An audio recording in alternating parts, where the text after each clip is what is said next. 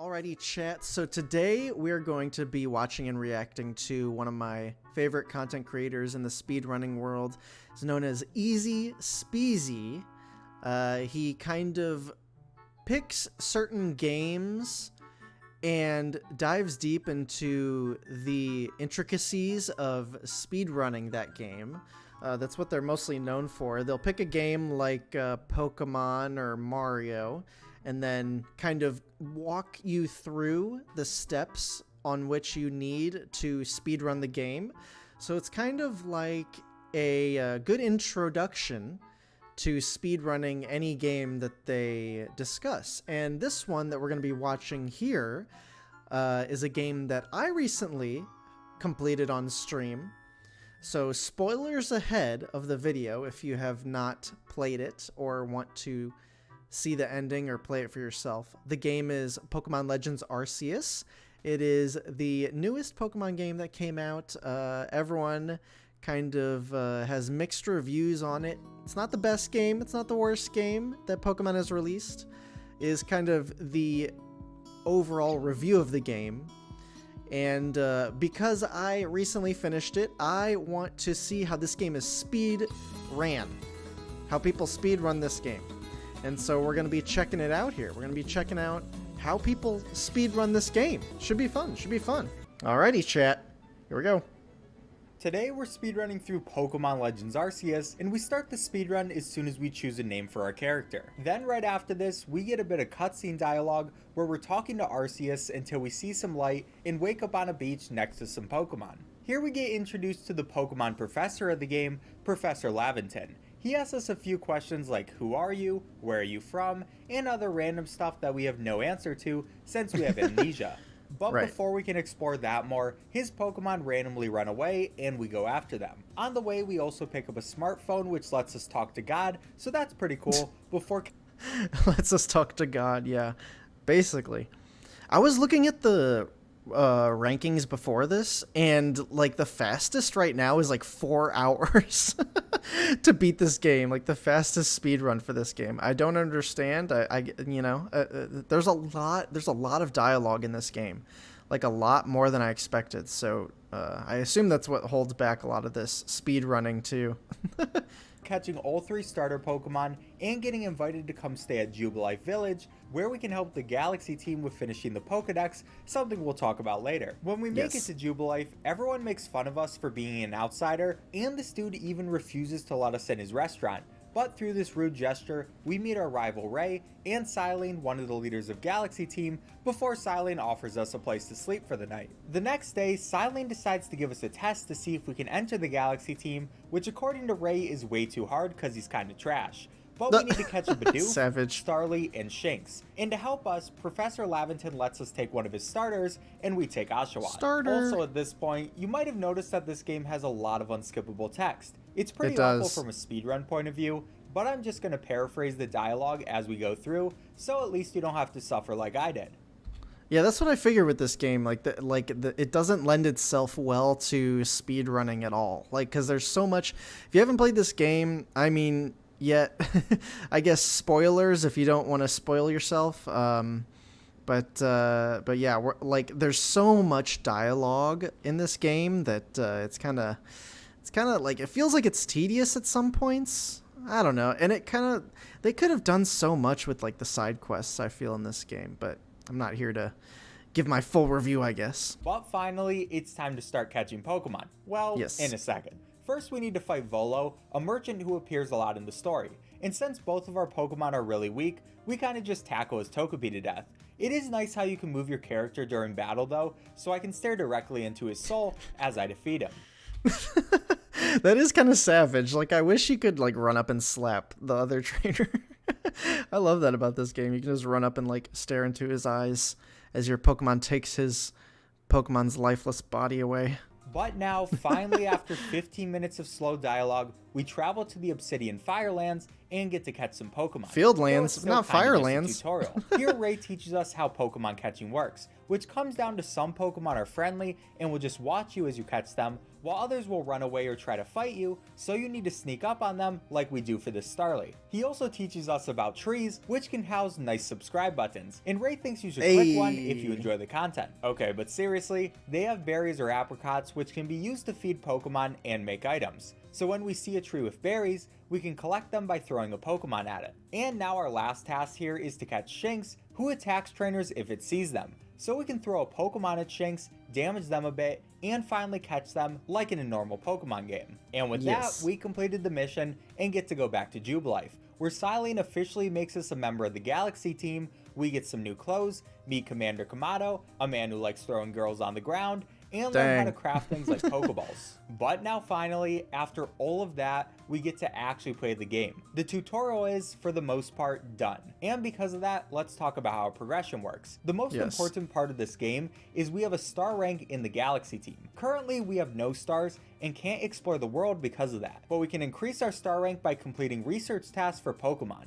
This includes catching, fighting, using specific moves, feeding, all types of stuff. Each time we complete one of those tasks, we gain a research level on that Pokemon and some star points to rank up. Then, if we reach research level 10 for a Pokemon, we get an extra 100 star points, since that basically means the Pokemon's data has been completed. So our goal is to complete research level 10 for as many Pokemon as possible. And one last thing with the system is every Pokemon has a few tasks that give double the research levels. For example, Starly gives double the research levels on number caught and number evolved, so focusing on those can get things done much faster. But alright, that's the main gist of the system, and now we can continue going through the speedrun. For this next excursion, we want to reach star rank 1 to progress the story as soon as possible. And for this, we want to catch 4 Wurmples, 2 without them seeing us, 6 Starlies, 5 without them seeing us, and 1 Ponyta, while also feeding a Ponyta berries 5 times. I never saw Ponyta that soon. What? Oh man, my luck was horrible apparently in the Obsidian Fieldlands, or according to him, Firelands. We also want to catch any Bidoofs that we see on the way, since we want to catch 12 by the end of the game. To do this efficiently, we focus on the Wurmples first, since we want 4 in our party to gain experience, so we can evolve them in a bit. Then we do a cool trick where we catch all the Starlies in this area before talking to Ray to get some tips about those Starlies, which respawns them. That way we can finish the Starly task really quickly. Now we run over to Ray again, and he shows us a Weasel that wants to battle, similar to how Shinx is. So we can use 2 quick attacks with our Shinx, throw a Pokeball, and get an easy catch. Then we talk to Ray one last time, where he gives us a portable crafting pouch, and all we need to do now is finish up the Ponyta tasks. With all this done, I amassed 640 research points, which means we can get to star rank 1 and continue the story after some more dialogue in Jubilife. So here we go. So you can see just getting to 1 star takes 35 minutes. Like he's nowhere near done with the story. It's just started. Oh man, this game does not lend itself well to speedrunning at all. We go to Silene to get our rank up before going to sleep again. The next day, Ray challenges us to a Pokemon battle. He only has a level 10 Pikachu, so we can just overwhelm him with that's a level 9 Pikachu. numbers. We start the battle by sending out our Shinx and get 2 quick attacks in before dying. Then all we need to do is clean up with Oshawott, and yeah, Ray still kinda sucks. Dang. But now it's time to go back to the Obsidian Firelands and evolve all of our Wurmples. He keeps getting the... I love that he keeps messing that up. We need to get 2 Cascoons and 2 Silcoons for maximum research points, which surprisingly, I got. This barely ever happens, so this was now a great start. We then switch our party to Oshawott, Shinx, Starly, Ponyta, Weasel, and Silcoon before heading over to Ray and Mai, a member of the Diamond Clan, one of the big groups in this game. And we also reached 12 caught Bidoofs on the way there, so that's pretty cool. Anyways, Mai wants to test us with a battle immediately after meeting her, but again, it's against a single Pokemon. To beat her Munchlax, we start out with Sphinx and spam Quick Attack. Then... But he keeps getting so much stuff wrong in this, that's so funny, he keeps correcting himself. Once Sphinx gets taken out, we can finish out with Oshawott pretty easily by using a few Aqua Jets. Oh, and another thing I should mention for this game is if our Pokemon is really fast or uses a fast attack, we can sometimes attack twice in a row, so that helps us secure the win. And with Okay. that battle, Mai completely trusts us now for some reason, and asks us to help her with calming down an alpha Cricketune. Our iPhone also wants us to do this, so it looks like it's our next mission. And on the way to Cricketune, we want to feed 4 Cricketots and catch 2 without them seeing us, and also catch a Stantler to use in a little bit. But now it's time to fight Cricketune, and we lead with Buizel. We can use a couple Aqua Jets until Buizel faints, and finish off the fight with some Ponyta. That Ponyta is so tiny. I didn't realize how tiny it was. It's funny. So we beat that Pokemon and can now set up a base camp here, which acts as a fast travel point. We also see Weirdeer, who now likes us, but he won't be important till a bit later. Now we get sent back to Jubilife, sleep, and wake up to the leaders of the Diamond and Pearl clans fighting. These 2 people are Adaman and Arita, and they'll be important throughout the story. And also important immediately after this, since we go up to Commander Komodo's office and see them fighting about the frenzied noble Pokemon Kleavor, so we receive a mission to calm him down. That means it's time to go back to the Obsidian Firelands and replace Fieldlands, he keeps correcting himself. That's so funny. Buizel for Stantler. We also want to buy a bunch of Pokeballs here, just cause it's a convenient place. Now on our way to Kleavor, we have a few more research tasks to complete. We want to defeat 3 Parises with a fire move and catch 4 more. Feed Beneries 4 times and catch 1, and feed Psyduck 5 times and catch 1. So pretty much like the overall attempt here is to try and rank up as fast as possible through through your Pokedex. It shows you like how your research level increases with each Pokemon and stuff. So it's kind of interesting to see like having to rush through, and somehow like everyone's noted like exactly how many Pokemon you have to catch and like what types and what you have to do already. Like people have memorized that. We'll also be taking the same path a bit later in the game though, so for the research tasks we don't completely finish now, we can do in a bit. Then we see Leanne, the person tasked to take care of Kleavor, but he doesn't trust us yet, so it's time for another battle. But it's not much of a battle, since we can just bite his Goomy twice with Shanks. And now he trusts us, hooray! But we still need to find out a way to calm down Kleavor. So we go all the way back to Jubilife, where Professor Laventon will figure out that we can calm down the Pokemon by throwing their favorite food at them. Which, yes. I guess it kind of makes sense. Yeah, that was the main gripe I had with this game. Like those are the like main like story points, I guess, but it's the exact same. You just make food, you make balms, and you throw balms at the Pokemon. Like that's so like the fact that it was the exact same all the way from start to finish. It was just like, oh my god, like they couldn't think of anything else like during that, any other unique like way to quell the angry Pokemon. Like it was just the exact same thing every single time. Now it's time to go back to the Obsidian Firelands, and once we get there, we gain the ability to ride Weirdeer, which makes us much faster. Before we use them though, we want to evolve our Silcoon and switch it out for a Cascoon to start leveling that up. And since we didn't get a fast travel point by Leanne, we have to take the same path back, completing the leftover research task while riding a deer. But apparently, beating Leanne still isn't enough to get the Pearl Clan to trust me, because now Arita wants to fight. But she just has a single Glaceon, because no one has multiple Pokemon for some reason, and we can beat it with a few Embers from Ponyta, and tackles from Stantler once Ponyta faints. I never saw a Glaceon. Aw, wait, did I? I don't even remember. What? I want a Glaceon. Need to evolve an Eevee. And after all that, it's finally time for our first boss fight. In this fight, we have an unlimited amount of Forest Bombs and just keep throwing them at Kleavor. Most of his attacks are easy to dodge, and we can make the fight even easier by getting the Pokemon to stay in this general area so he doesn't run too far away. The game also really wants us to battle Kleavor at certain times, but it doesn't really help other than stunning him for a bit, so we just keep throwing bombs instead.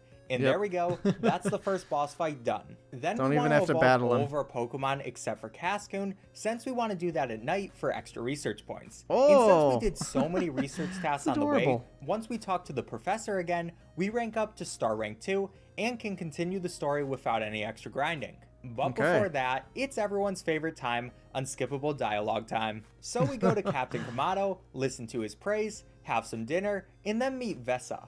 Vesa tries to tell us about some prophecy or something, and how we need to collect a bunch of wisps around the world, So we collect this one over here and then proceed to never get any again. Too much extra work for me.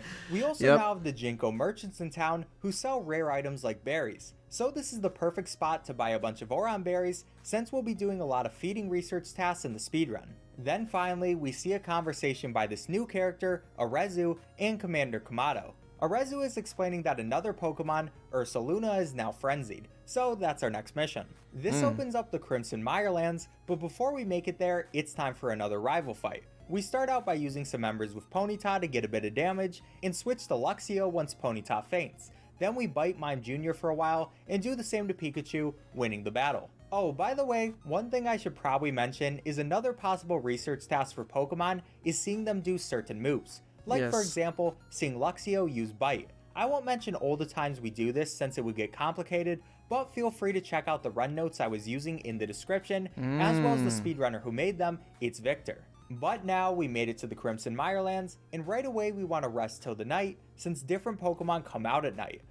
Oh, okay, I see it, okay. We also want to evolve our Cascoon here before depositing both Dustox and Ponyta, just leaving their spots empty. And that's because we're going to be filling those spots with some Ghastlies. Here we need to catch 3 Ghastlies, with one of the first 2 being level 18 or higher, so it knows a move we'll need. Then we'll also stun a Carnivine, which is another possible research task for some Pokemon, and catch it with a Heavy Ball before heading over to the Salacian Ruins, which is where we meet Caliba, who doesn't trust us since we use Pokeballs. Then immediately after that sad conversation, Volo decides to battle us. Here we use our newly caught Ghastly to start, so Venoshock can one-shot his Togepi. He'll then defeat the Ghastly, so we switch to Staravia and finish it off with some aerial aces. After the battle, Volo will ask us to retrieve a stolen wall fragment that someone took from the Salacian Ruins. Luckily, we don't need to travel too far away until we find a campfire and the Misfortune Sisters. These bandits are basically off-brand Team Rocket and not too much of a fight. So we That's a pretty good description of them, of the sisters. Yeah, they definitely are off-brand Team Rocket, man. That's one thing I enjoyed in the show. It was Team Rocket and Meowth. Take on Coin, who takes 2 aerial aces to defeat. The first one being in Agile mode to let us do 2 moves right after each other. And oh, I'm just realizing I never explained Agile and Strong Style, but it's pretty simple. After a Pokemon is leveled up with a move for a while, they'll master it. They can then learn Agile Style, which makes it weaker, but your next move sooner, and Strong Style, which makes it stronger, but your next move later. We use this a few times in the run, but it's not too important. So yeah, we got the wall fragment back, though it's still kinda confusing why the bandits took it in the first place. But anyways, on the way to bring it back, we also want... I think it said that they thought that it was like they thought it was something like valuable or something. I can't remember. wanted to defeat 2 Carnivines with a flying type move. Then we go back to the ruins, and this single act makes Caliba trust us and agree to let us calm down Ursaluna. So we get a new map marker and get going. We do stop on the way to feed 6 Hippobatases though, and these guys are really annoying to deal with since they're sometimes able to notice you in the grass, but we give them the food in a fairly optimal way and catch one of them before a battle with Ursaluna. And for this battle, Ursaluna is way too overpowered for our weak Pokemon, but we can start with using Staravia aerial aces until it dies. Then we switch to Duat and use some water moves to bring down the... oh. Ursaluna just critted me, didn't he? So I came up with the scuffed solution of switching to Ghastly, reviving Duat, and then finally finishing off the fight. Gotta love the AI's luck. This also unlocks Ursaluna as a new rideable Pokemon for us who can smell out treasure and people. Too bad we won't use him a single time. But before we head back to I definitely haven't. I should use him. Report this mission, it's time to grind some more research tasks. We start by going left to a place with a bunch of Teddiursas. We want to feed 3 of them and catch 2. Aww. Then we go up this wall by the Teddiursas and spam jump to Skyrim horse our way up to the top of this cliff. Nice. Now we have a cool trick where we can cross a river by jumping from this point all the way to the other side, which lets us catch a bunch of cool Pokemon. We're going to be focusing on making it to the flower garden here though, as there are a bunch of Petalils and Pachirisus. Now we want to feed 7 Petalils and catch 3, using stealth for at least 2 of those captures. And for Pachirisu, we feed 4 and catch 1. We also got really lucky and found a Togepi here, which only happens every once in a while. So we can feed it 4 times and catch it to get a bit of extra star points as well. So it's yeah, 35. really easy and quick points. And now we go back to the professor to get them before returning to the village. Once we're in Jubilife, we let Commander Kamado know how our mission went, but of course, there's already another problem. Now a second noble Pokemon, Lilligant, is frenzied and its warden, Arceus, is nowhere to be found. So we need to find a Ursaluna, though again, we don't use Ursaluna since we're speedrunning. So we go back to the Crimson Mirelands and switch out our higher level Ghastly for a Teddiursa and rest until morning. Then on the way to Arceus, we want to feed 3 Badoos and catch 1 with Stealth before also defeating a Psyduck with a Luxio Thunderfang. Then we'll awkwardly climb this hill with Weird Ear and feed and catch 3 Tangalas before finally talking to Arceus and hearing her out. And after that, it's time to travel to Lilligant, which is another pretty simple run to our destination while catching a few Pokemon on the way. In this time, we want to stun and then catch 4 Rhyhorns, teach our Stantler Side Shield Bash, and then defeat 4 Roselias with Psychic moves. Roselias are also really annoying to defeat since they constantly run away from battles, which can get really annoying.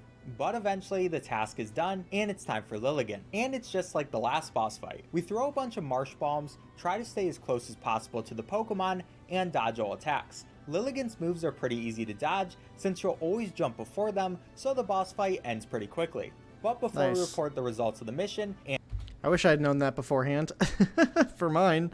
Jeez. and head back to Jubilife, we want to complete some research tasks for one last Pokemon. So we travel to the Shrouded Ruins, where we want to feed 5 Ralts and catch 1 with Stealth. This doesn't make Ralts reach research level 10 just yet, but we'll finish that a bit later. Actually, a lot of Pokemon use this strategy too, like how we still need to catch a Roselia, but it's better to do it later, and it just goes to show how well thought out this route was. So yeah, we TP back to camp, deposit all of our Pokemon except for Staravia, and go back to Jubilife since we have enough points to reach Star Rank 3. Once we're back in Jubilife, we tell Commander Kamado about what happened and sleep for the night before getting our next mission, which is to go to the Cobalt Coastlands, which currently doesn't have a lord since the last one died.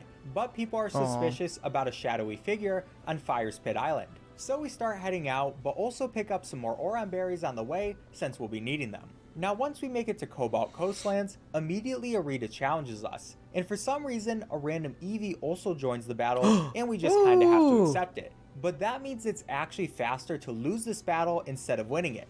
That's why we only have Staravia in our party, that's right. so we can lose quickly. It is pretty funny though, since Arita still acts like she lost the battle afterwards. But now we can get our full team again, which is going to be Duat, Staravia, Luxio, Teddiursa, and 2 Ghastlys. We'll also buy a few more Pokeballs to be set for the rest of the run.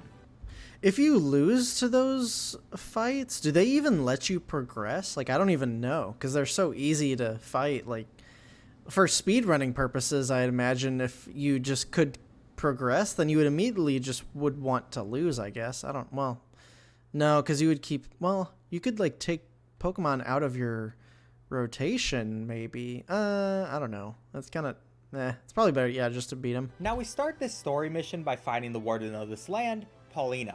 But on the way, we have a bunch of research tasks to complete. First, we feed 4 Glameows and catch 1. Then we feed 6 Feels and also catch 1. As we go through, we'll also catch a single Skorupi and a Beautifly before Skyrim horsing our way up this cliff to get a Growlithe. Just like a lot of these Pokemon, we'll want to feed the Growlithe 4 times before catching it, but this quick sequence just got us a ton of star points. And now we get to talk to Paulina, the warden that's taking care of the late lord's children who are still Growlithe. We tell her that we want to visit Fire's Pit Island to investigate the shadowy figure, and she recommends that we get the help of Basculegion, a Pokemon that will let us swim, and to find her friend Icecan to do that. So we'll head over to Icecan's tent, while defeating 2 Buizels on the way with Thunderfang, and also feeding 6 Apoms and catching 3 more so we can finish its task after evolving one later. And now, it's time to meet Icecan. He tells us that he can help us, but we'll need to collect Basculegion's favorite food, which can only be acquired by using a Dusclops. So we wait until nighttime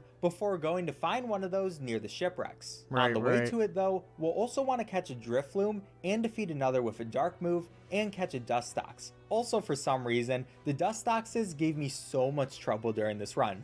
But hey, it's Pokemon, it can't all go perfect. Then once we make it to Dusclops, it's a pretty annoying catch since there's a lot of other Pokemon around that also try to attack us, so we just really hope it'll get in the ball fast. But after that, we can head back to Ice Scan and make the food. Now we'll want to TP back to camp and rest until night to reset the day. We'll also want to evolve our Teddiursa, both our Ghastlies, and an Aipom before heading out with the party of Dustox, Drifloon, Duat, Staravia, and Ursaring. Yeah, you definitely need a guide for this. Like, the fact that you have to do the research and stuff is, like, annoying enough, but especially for speedrunning this game, it would be, oh my god. And I'm just realizing he's at 2.5 hours. Oh, man. Oh, to speedrun this game, boy. It's gonna take some time. Boy, you need to dedicate your day to doing this. Then, on Just the way to once. Basculegion, we'll defeat 3 Skorupies with Fire-type moves, and leave it at that, since we'll get the last defeat later in the run. Now at this point, we get a huge dialogue dump, but it all comes down to getting Basculegion to help us. There's my muse. Before the Misfortune Sisters attack. They steal a Growlithe since they think it's going to be the next Lord, I think. Honestly, their objectives are always a little bit strange. But it's also really funny because they chose the wrong Growlithe. We still want to rescue it though, so we have even more of a reason to visit Firespit Island. And now we can travel at sea, so that makes everything a lot easier. Now on the way to Firespit Island, we have 2 more Pokemon to complete research tasks with. First, we stop at this small island to feed Shellasses 4 times before catching 3 of them, 1 using stealth. After that, we head closer to Firespit Island until we arrive at this area where we want to catch 4 Finneons, 1 using stealth. Luckily, all the catches almost always count as stealth since the Pokemon are underwater, so this is pretty easy. Which now finally leads us to Firespit Island, where we need to save the Growlithe. So we run straight to the Misfortune Sisters, and it's time to battle. We start off battling Clover, and for this fight we use Drifloon and Mystical Fire on our Abomasnow. When Drifloon dies, we can switch to Ursaring and finish off with Slash. Then for the coin fight, we send out Shellos and spam Mud Bombs until we win. And finally we fight Charm, who surprisingly has 2 Pokemon. We start by doing a bit of damage with Shellos until it faints. Then we want to switch to Dustox so we can use a strong poison powder for some research tasks. Then after Dustox faints, we bring in Duat, who can water pulse her right on to death. This makes her bring out Gengar, who takes out Duat, and we finish the collection of fights with a strong Ursaring Bulldoze. Now back in the story time, they want to use some revives and fight, but Paulina arrives with the other Growlithe, it gets angry and evolves into Arcanine, so they run away. But now we need to deal with the frenzied Arcanine, so we make its favorite food and start fighting. And for this fight, it's pretty much the same strategy as usual. Stay close to the Pokemon and try to manipulate him into not running away. His moves are pretty easy to predict though, and we can beat the boss pretty quickly. That's boss fight number 3 done, and we want to head back to the camp where we can switch out our Dustox for Beautifly in preparation for a battle a bit later, and head back to Jubilife with enough points to make Star Rank 4. And of course, the next day we learn about the next Frenzied Noble that will be calming down, this time being Electrode. Dude, I imagine, like, I want to see in these speedruns how fast they would be just without the dialogue. If you could just take all of that out. I bet you it would be, like, maybe, like, a third to, like, a half out. Because you still have to do research and research leveling and stuff to rank up, but just assume that the text is skippable. I imagine it would go by so much faster. But the warden for Electrode, Melly, also known as the worst character in the game, really does not trust us. So we need to fight Adaman to be honest. And in this fight, it's another one where we need to fight both Adaman's Leafeon and a random Eevee. I do not know where these Eevees keep coming from. Aww. Now we start the fight out with Beautifly and use an agile Silverwind into a regular Silverwind to beat Leafeon. Then we can use a strong Stun Spore on Eevee before being defeated, switch to Ursaring, and finish off with a Slash. But even after that, Melly still doesn't like us, but who cares what he thinks, it's time to go to the Coronet Highlands. But before our next journey, we meet with this game's move tutor, Zissou, so we can give our Ursaring Ice Punch and Drifloon Shadow Ball. We also talk to Arita, who introduces us to Warden Ingo. Ingo got teleported into this world like our character, and also has no memories of before then, but he's a pretty cool dude and agrees to help. And now that we're ready to explore the Coronet, I'm just realizing that storyline didn't get, like, resolved at all. Apparently he came from where I did too, and he started recalling memories previously, but I don't. Did that story arc get resolved? I can't remember now. I can't remember. Highlands, we want to switch out I don't Beautifly think for so. Waltz and rest until evening before going straight over to Ingo, where Melly tries to stop and battle us since he's still being a jerk. We ignore him though, because who cares what Melly thinks. But since he was angry, Melly removed all the lights from the cave we need to go through, so Ingo needs to guide us through it very, very slowly. But Very eventually slow. it's done Yep. and we can exit. Next we have a short run over to Ingo again, and hey, guess what? Melly still wants to fight. And this time we actually decide to fight, I guess. But I made a mistake by starting with Duat instead of Ursaring. Nothing bad came out of this mistake since I just switched over and hit a couple of bulldozers, but it was a bit scary. Now we have some more running and bits of lore that don't really matter until we meet up with Ingo for another time and see that there are some very tall cliffs. To climb them, we'll surely need a Pokemon's help. But Ingo randomly decides to battle us before solving that problem, and this is actually a pretty difficult battle for once. To start, we lead Drifloon versus his Machoke with an Agile Calm Mind, Extra Sensory, and Mystical Fire to finally take it out. Then once he brings out his Tangela, he tries to revenge kill us, but just can't stop missing moves, so we Mystical Fire it to death. Finally, Nice. Gliscor comes out, defeats Drifloon, and we finish it out with a Duat Water Pulse. We now gain access to the next rideable Pokemon, Sneasler, who puts us in a basket on his back and climbs mountains for us. But we won't be using him just yet, since we have some more Pokemon to catch over to the left. Here's where we find a Skuntank, who we need to stun 3 times and catch once. I also had the biggest scare of my life here and almost got taken out by Pokemon, which would have sent us all the way back to the beginning of the Coronet Highlands. Thankfully I survived though, and we didn't lose too much time. And after that scare, we can swim more to the left into this area where we can find Clefairies and Roselias. So we'll feed 3 and catch 2 Clefairies and catch 1 Roselia to finish out its mission that we started a while ago. And now we can climb back over to our original destination and meet up with Melly another time. And he must really not like us since he wants to battle again. He also uses the extra wild Pokemon sheet to the maximum by getting both a Zubat and Skorupi on his side, so that's definitely fair. But we start out with Ursaring and bulldoze once before fainting, since 3 Pokemon on 1 is just a great time. Then once he faints, we can switch to Gastrodon and finish off Skuntank and Zubat. Now with just 1 Pokemon left, we can send him Drifloon and use a Mystical Fire. And with that, it's finally time for the Electrode boss fight, even if Melly still isn't too thrilled about it. And the name of the game for this boss fight is to always be moving. Electrode spawns bombs on the ground, so we want to always be moving to not get hit by them. Electrode will also sometimes use this broken homing attack, which we just tank and slowly whittle down their health. So hooray. Oh, you just tank it?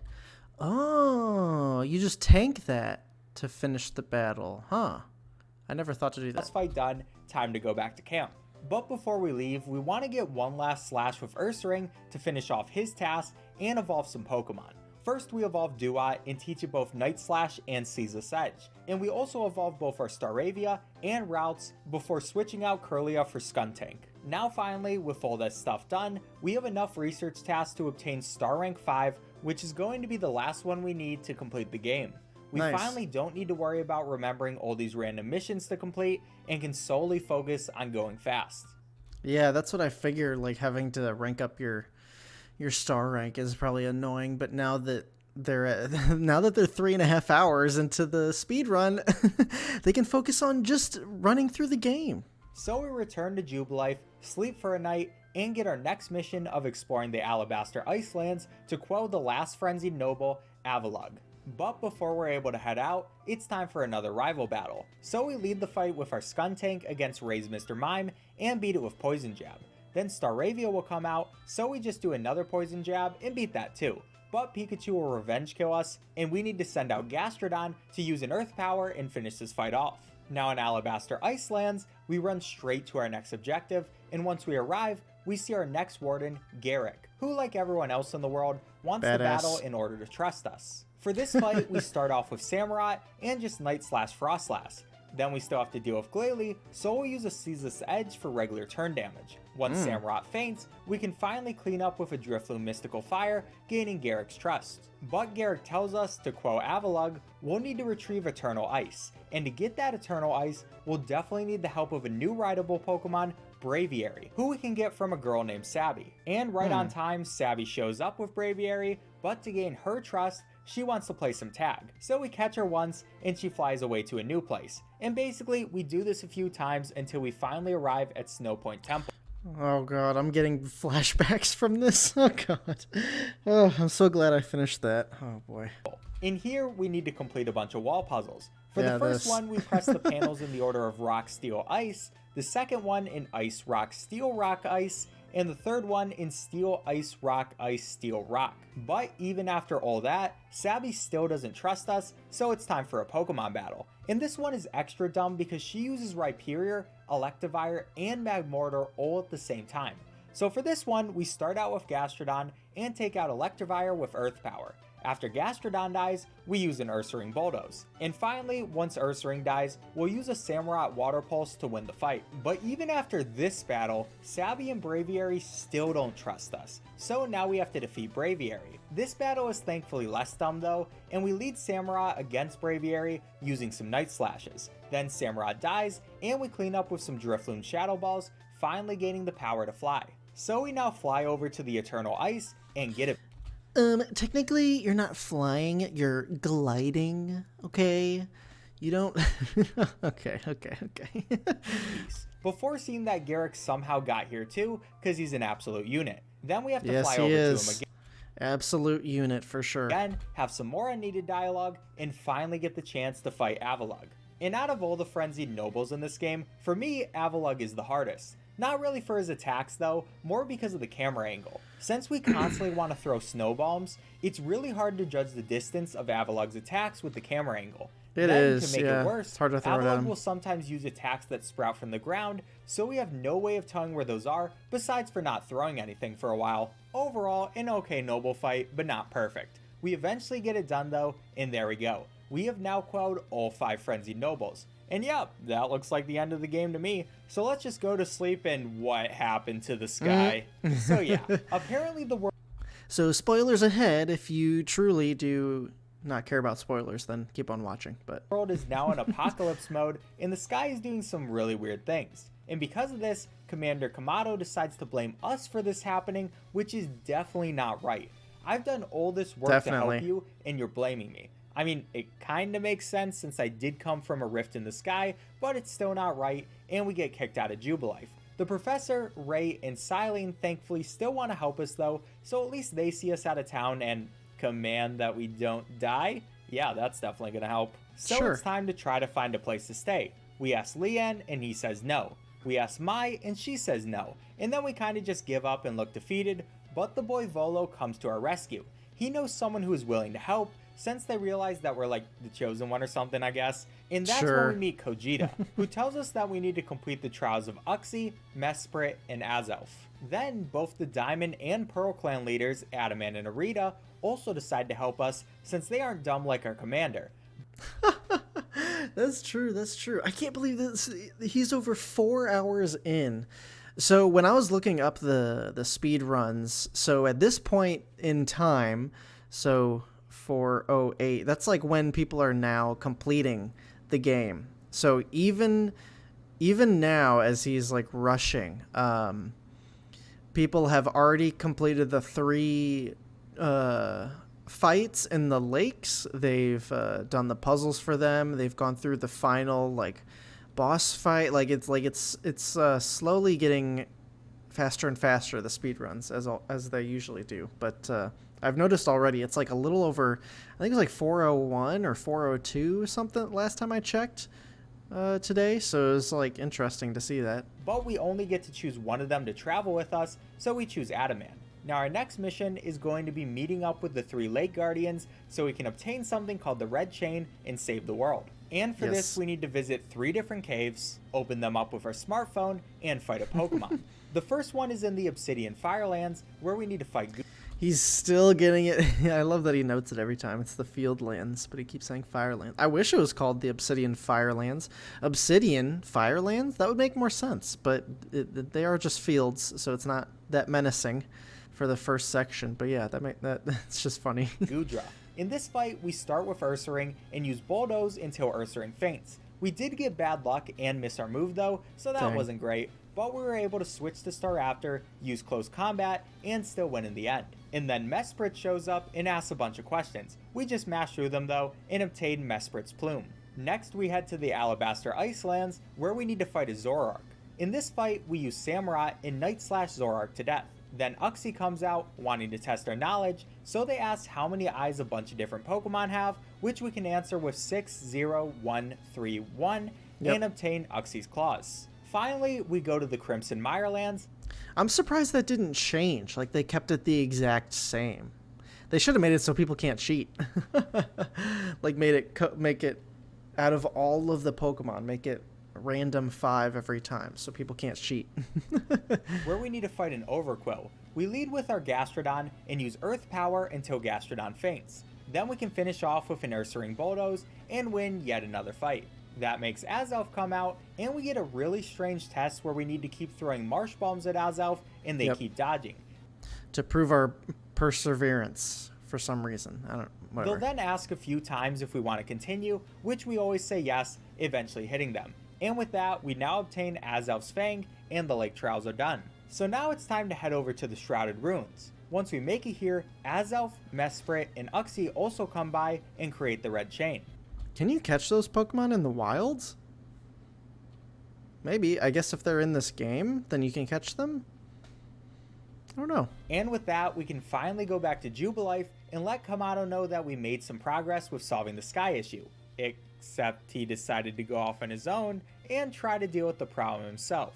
Yeah, probably not the best idea. So we go after him to Mount Coronet, but on our way we get stopped by Benny, the guy who refused to let us eat food at the beginning of the game. Turns out him and Kamado have some sort of connected past, and he's a ninja or something like that, so we need to defeat him to go on.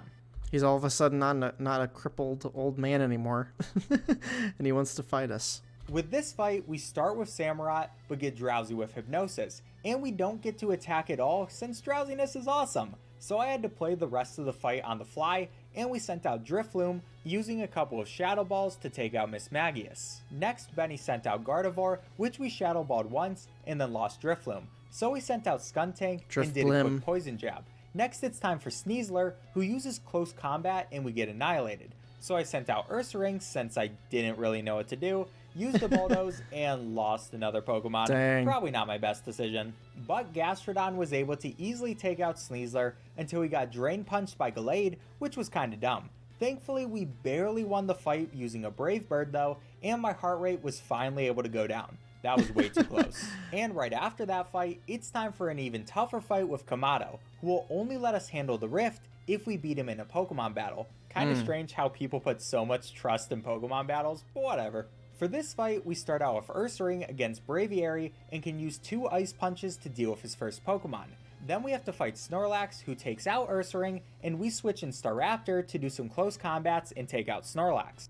I still have to catch a lot of the, like, Pokemon that were alpha, like Snorlax and stuff that I couldn't, or I just didn't take care of in the beginning, like, stages of the game. Then, like clockwork, his Golem will take out our Staraptor, and we'll switch to Samurott to use a strong Water Pulse. Finally, Kamado's last Pokemon is Clefable, which is annoying since it has Draining Kiss. We use Skuntank to start so it can do some damage with Poison Jab before dying. And then thankfully we still had Gastrodon, which can damage Clefable just enough so Drifloon can win the battle with some extra sensories. It took a while, but we finally won. And that means it's time for the Dialga battle. Before it, we get 10 Ultra Balls to use and go right into trying to catch Dialga. The plan is get Dialga under 50% health and spam Ultra Balls until we eventually catch it. And we finally actually have a correctly leveled Pokemon for this area of the game. Nice. But Palkia decided to come raid on our parade, and we retreat away. This is followed by way too much talking, but it's basically just us deciding that we should get a certain stone that can make a special Pokeball and catch Palkia. But as soon as we get to the location of the stone, the Misfortune Sisters arrive again. Seriously, even when the world is being destroyed, these useless bandits want to be mild inconveniences. We only need to fight Charm though, and hey, we have Dialga this time, so we can take out our Rhydon pretty easily. But then our Gengar uses Hypnosis and... this game makes me so sad. We do finish out Gengar with a couple Night Slashes, but just why, game? So with our new stone, we can go back to the lab and have Professor Laventon make the Origin Pokeball. And with this, we can finally beat the game with only one more Dark Souls boss fight. Now the first thing you might notice about this fight is what did they do to my boy Palkia? But the second thing you might notice is that Palkia has some pretty big attacks. So we take the strategy of moving a lot and dodging when necessary to slowly whittle down its health. And after all that, we capture Palkia, and that's our last fight. As soon as we go through some more dialogue, we can end off time and get a 4:58:36. Jeez, oh, sub 5 hours, which puts us at 10th place on the speedrun.com leaderboards. Wow, look at that. Wow. Look at that. 10th. So he's 10th, but okay. Which I'm pretty happy with. Subscribe if you enjoyed. Hey there, thank you so much for watching. I really do appreciate it. If you want to see more of my content, feel free to subscribe. If you want to see even more content, I film all of my videos live on my Twitch channel. Feel free to click the first link in the description. Be sure to follow my Twitch channel and know exactly when I go live. Interact with me live on stream, as well as other people in chat, and see a look behind the scenes on every video that I film. Thank you so much. Bye.